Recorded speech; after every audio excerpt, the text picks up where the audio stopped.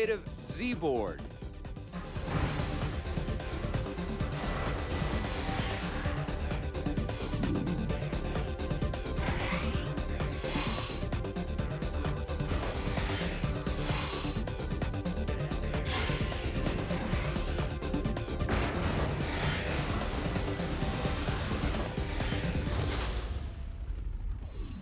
Yes, hi, this is correspondent Tommy Tellerico, and we're reporting from the Seattle Space Needle. Vic, over to you. What are you doing with the ear thing? Why are you doing that? I don't know, why we have microphones. Well, I think it's because of the Space Needle. There's a lot of interference in the area, so these are better. You're going to hear us better with these. Hey, speaking of Space Needle, Right? aren't we talking about Planetside? Right, of course. The perfect segue. Aren't we talking about Planetside? It was dangerous to give this guy a microphone. And We rate your games every Singing. day. What'd you think of this game? Well, No, you're not going to sing your review. What'd you think? Planetside is a really, really complex first-person shooter, online, real-time, insert... Persistent universe, massively multiplayer first-person shooter. Insert industry buzzword here kind of game. Well, this game is actually, it's a take on all of the Quake and Doom and Wolfenstein, all these first-person shooter games that we've been playing for a long time. But Sony Online Entertainment wanted to sort of amp up the connection to the characters and the world, and they've created something that never turns off. It's a war that never ends. So you can create your own character, you can name him anything you want, give him all kinds of certificates. He's either going to become a very specialized weapons expert, or he's going to be able to learn how to drive and fly vehicles, or he's going to learn how to use medicine to help his buddies. You know, lots of different sort of skill sets that you can earn. I'll tell you my biggest problem with Planetside, though. Planetside is all about joining a team, Yes. going on a mission. Now, I personally don't like going into a game where I have to rely on other idiots. But that's the whole basis, the foundation of the gameplay here. That's what they've created. They've created a completely team-oriented But if your team shooter. sucks, then you suck. Well, you jump off of that team and you go join another one. You can pick up new squad mates, join sort of platoons, and no one wanted me on their team. Well, I wonder why. Because I kept shooting them. Now, here's the biggest problem, though, I had in the experience. There's a lot of lag.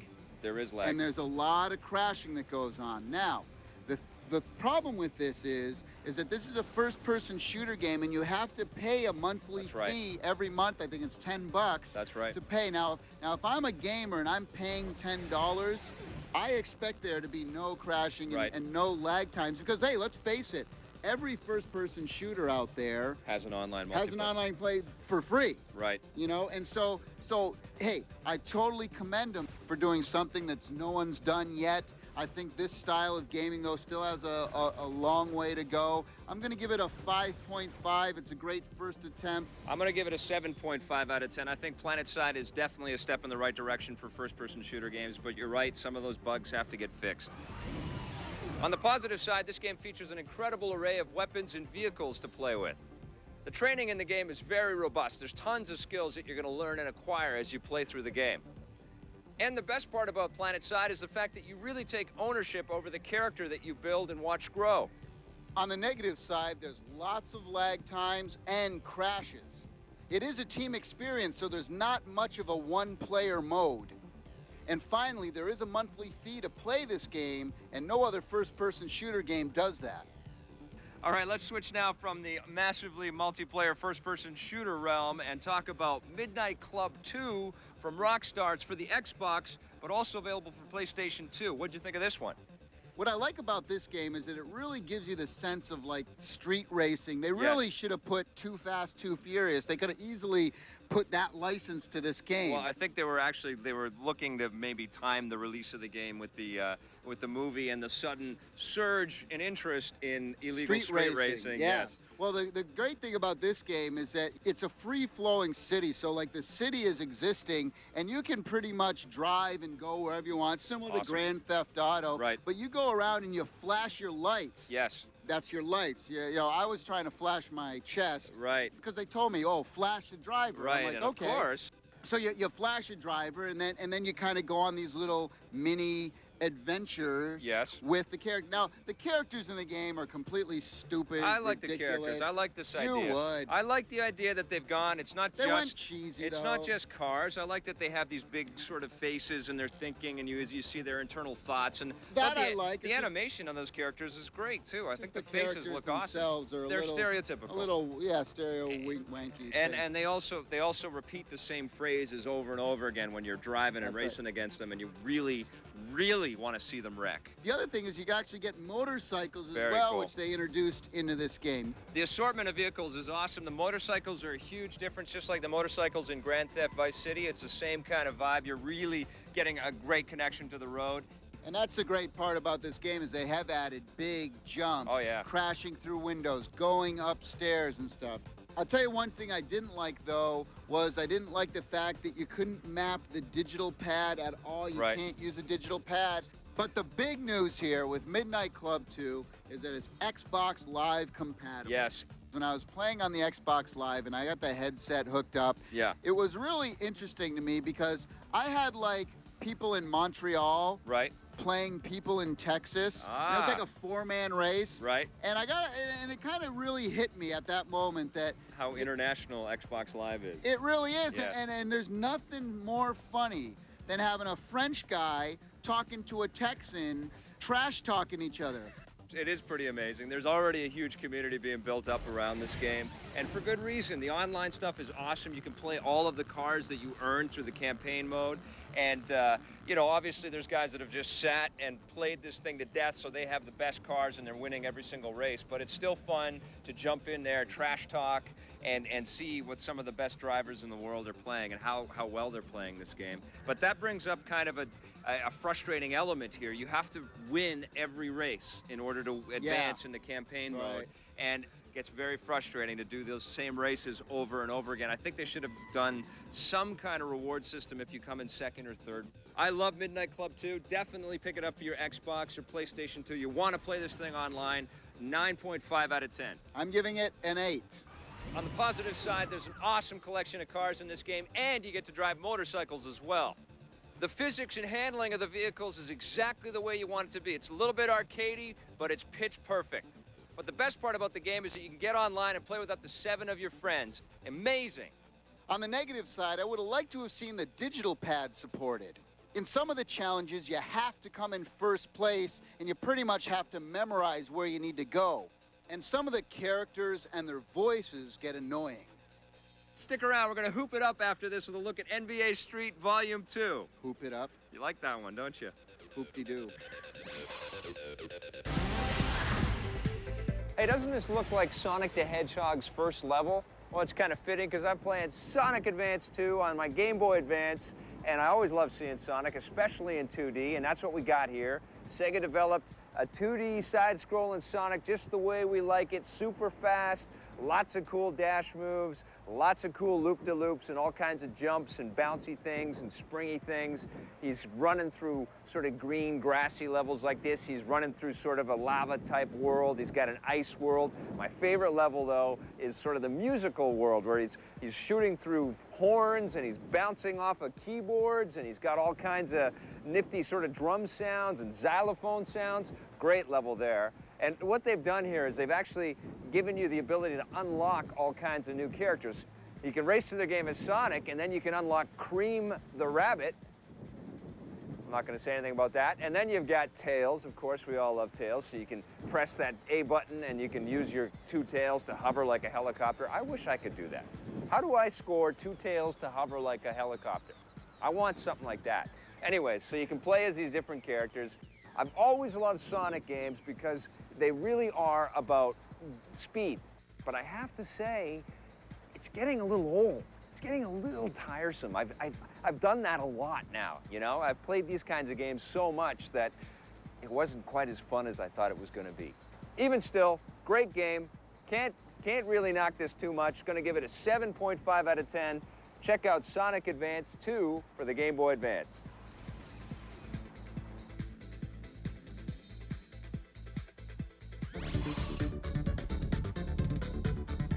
All right, we're back. Now we're going to talk about NBA Street Volume 2 for the Xbox, but of course it's also available for the PlayStation 2 and GameCube. What'd you think of this one? Yo, boy, what up, cucumber slice? This action be off the hook, homie. It's pretty good. That's pretty good. And what exactly are you saying to me?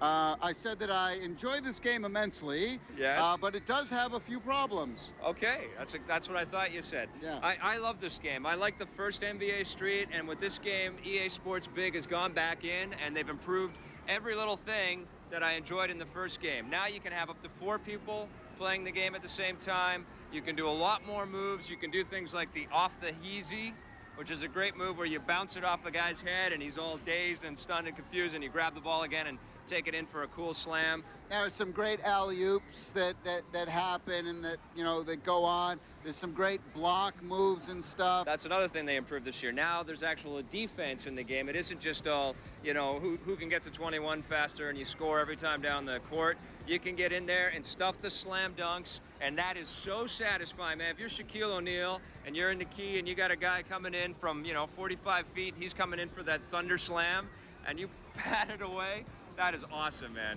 I'll tell you my biggest problem with the game, though, is that I didn't really find that much replay value to it. It's kind of like an arcade-style game, right? An arcadey game. Now, you compare it to a game like Street Hoops, right? Where in Street Hoops you earn money and you get different outfits and things like that. There's tons of different characters that you can unlock. You can unlock under courts. There's all kinds of old classic players that you can unlock in the game. That kind of stuff is really great, but I agree with you. The single-player game does get a little tiresome after a while. Right. It's just not nearly as fun as it is when you're playing with other people. Also surprising to see there's no online gameplay at all in the game on the PlayStation 2 and Xbox. Well, let's talk about the best part about this game, and that is the game breaker. And what they've done this time is they've gone to a level 2 game breaker, which means you pocket your single-player game breaker, and if you earn another one, you can include your whole team in the animated action stunt dunk sequence that happens at the end. Instead of it just being one person jumping in and doing some killer thing, now you've got the whole team passing the ball around and doing this amazing, spectacular acrobatic move. Incredible stuff. The visuals in this game are stellar, great-looking characters, really nice and big. I mean, the camera gets in very close to the action. It looked a little cartoony to me. They're cartoony. I mean, they didn't look realistic. Well, they're not supposed to look realistic, but the actual physical rendered model, incredible 3D animation. I mean, the characters look really well refined. It's no Larry Bird versus Dr. J one-on-one, I can tell you that. No, it definitely is not. You've got all kinds of street noise. You've got all kinds of people in the background sort of cheering on the guys. You've got environmental effects going on all over the place. There's interior and exterior courts. It's a terrific game. It's definitely one to pick up for whatever console you have. It's a major improvement over the first one. I'm going to give NBA Street Volume 2 8.5 out of 10. Wowzy. What are you giving it? I'm giving it a 7. On the positive side, there's tons of characters, courts, and moves to find in this game. The graphics in this game are fantastic. The players look terrific. And the best part about Street Volume 2 is you can have 4 people play at the same time. Awesome stuff. On the negative side, single-player mode gets really repetitive and there's not a lot of replay value. We would have liked to have seen this game online. And if you're looking for a realistic Street Hoops experience, this isn't the one to get. All right, now we're going to talk about something that's very unique for the PC. This one's called the Z board. It's a special type of keyboard developed by Ideazon. And what this thing is, it allows you to customize your keyboard for the specific games that you play, but also for specific PC applications. You have to buy the base unit first. That's right, which is $30. And then you can plug in all these different thingies. You can change your keyboard like you change your underwear. What they do is they give you a collection of shortcuts and basic hotkeys that are mapped right onto the keyboard, and they've got little diagrams, and they show you exactly what buttons to press, so you never have to kind of look at for the manual. Yeah. Setting up the keyboard is actually really easy. You just plug it into the back of your computer, and you pop in the software. Software loads up very easily, and then whenever you switch up a different keyboard, the computer automatically knows what you've connected. The ones for the games, they've actually kind of messed with the keyboard. Right. So instead of like a square button on the keyboard, they're like these little round buttons to type in stuff. For example, Medal of Honor, which is a first-person shooter, Yep. you know, you get the big, giant up, down, left, right buttons, Right. which is nice, and all you have to do is kind of look at your keyboard to see all the different weapons you can get and all the different crouches. It's kind of hard to recommend a controller for one game, isn't it? I mean, Right. you can't really say, okay, well, this joystick is great for Mario Sunshine. Go buy this $20 joystick. Right. And that's $50. sort of that's sort of what we're talking about here. So the bottom line then is what? Bottom line is, go check it out. Go try it before you buy it. On the positive side, the base model sticker price isn't that bad. $30 is affordable. The different keyboards snap together very easily, and it's very intuitive software. Best of all, we just love the fact that Ideazon is thinking in such an innovative direction. On the negative side, the keyboards are only good for one game, so if you want to play more games with this keyboard, you have to buy more attachments. For the gaming attachments, they don't have the full letter keys. They have little small round suckers. And currently, there's only a handful of games supported. Coming right up, we're going to take a look at Ikaruga, a brand new space shooter for the GameCube. Ikaruga? Winter Heat. Great game. Oh, now here's a game that I think could have been a lot more. It kind of felt a little short. You didn't like it?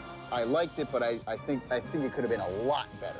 What'd you think of the graphics? I thought they were really great. It was sharp and crisp, but better than that were these awesome camera angles. The camera's flipping and flying all over the place. I love when you hit off the high jump and it swings around you. And I mean, the camera angles are they were well thought out. Yes. You know? What wasn't well thought out though was the way that the actual control and interface. They had it set up pretty much where it was one button. So to get maximum power, you could just go like this. Yeah. It's like, not very challenging a game. The slalom race where you're knocking down the flags and stuff What like that. was that all about? All you're doing, I couldn't even. all you're doing is a speed, and then you press the B button, I think, and you knock the flag down, and that's it. You have no control over where your character's going. And I agree with you on that stuff. But there's 11 events. The snowboarding is really cool. The bobsled is totally fun. The aerial ski jumps are a blast. Aerial ski jump's another one I couldn't figure out. Oh, it was easy, man. You just got to time. You got to time the extension. You got to time the angle, and you time the lands. Yeah, you fell on your face. I'd give Winter Heat about an 8 out of 10. No, what would you give it? I thought it was fun to play, but it could have been easily improved. 6.5. Hey, I'm here at EB Games, and can you believe it? The Game Boy Advance has been around long enough to have its buried treasure collection start ramping up, and I've got one right here. This one's Krazy Racers from Konami, and basically what this game is, and I can't tell a lie, this is a Mario Kart ripoff, but instead of all the Mario and Nintendo characters, you have a bunch of Konami characters that you may not know or have never heard of before. And I know that there's a bunch of crazy ones in here. You got this guy named Taco Suke, who kind of looks like an octopus, and he's from Parodius from Konami. Remember him? Yeah, he's a very popular character. Right, you remember him. But it doesn't matter, because the game is still very fun. Well, of course, you got all these different power-ups and weapons and things that you can pick up and throw at your opponents. This game actually has some very frustrating tracks where you can't see the edge of the track and you're falling off constantly, or you're getting bumped off by the other guys. Very frustrating, but still fun. If you've already beaten Mario Kart Super Circuit for the Game Boy Advance and you want some new sort of kart-style challenges, I recommend you go check out Krazy Racers from Konami. All right, the last game we're going to talk about today is a bit of a throwback to the old 80s arcade space shooters. It's called Ikaruga. Ikaruga? And it's developed by Treasure, published by Atari for the GameCube. What'd you think of this one? I would have loved to have seen a shooter game, though. Yes. That had, like, a ton of great, beautiful levels and scenery. And the problem with this game is it's like they purposely did the old school Super Nintendo. 3 people made this game. This wasn't made by tons and tons of people. It shows. All right, okay, listen. It isn't about the graphics. It isn't about the MIDI music. It's about the gameplay. Your ship actually has 2 polarities. It can be the white ship, and you can press the A button and flip over, and then you're the black ship. So you're going through this haze of gunfire, these white bullets and these black bullets. If you're a white ship, you can actually absorb the white bullets. If you're a black ship, you can absorb the black bullets. And the meter goes up. Your meter goes up, and your special powers go up. And then tell us what happens when the meter fills up. Well, you can shoot this amazing, kill all the enemies on screen at the same time super bomb thing, which is really nice. And the other thing that happens, and it's part of the strategy of playing the game, when you're the white ship and you're shooting the black ships, you do twice as much damage.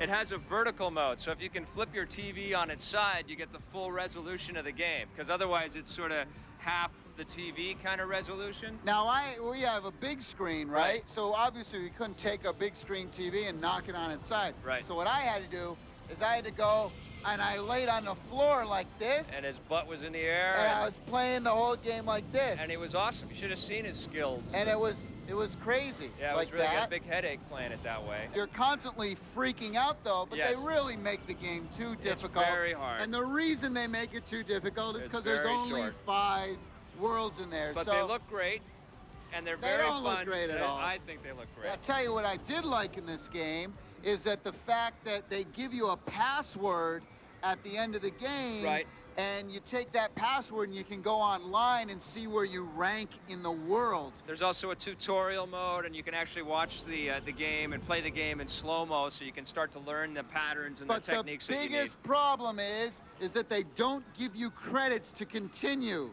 Right. So once you go through the game and you die and your credits are used up, guess what? You have to Start start all over. from the beginning. It's like Again, every other shooter. No, they did this because the game is too short. 7 out of 10. I'm giving it a 5. On the positive side, Tommy hated the visuals. I thought the graphics were great in this game. You can upload a password to the web to see how your score ranks with the rest of the world. But the best part about Ikaruga is that they've introduced this black and white, changing the polarity gameplay technique that adds lots and lots of fun and diversity to the experience. On the negative side, Victor has gone completely insane. The graphics in this game are absolutely horrendous.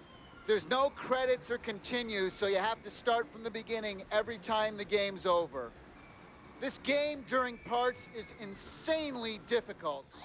Today we took a look at Planetside for the PC. This is a great concept, massively multiplayer first-person shooter. The problem is there's already so many great first-person shooter games that you can play online for free.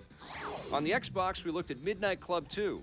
This game features excellent visuals, great speed, and a killer online experience. The only problem is the AI is pretty tough, and there's a bunch of characters that get on your nerves. On the GameCube, we looked at Ikaruga from Atari.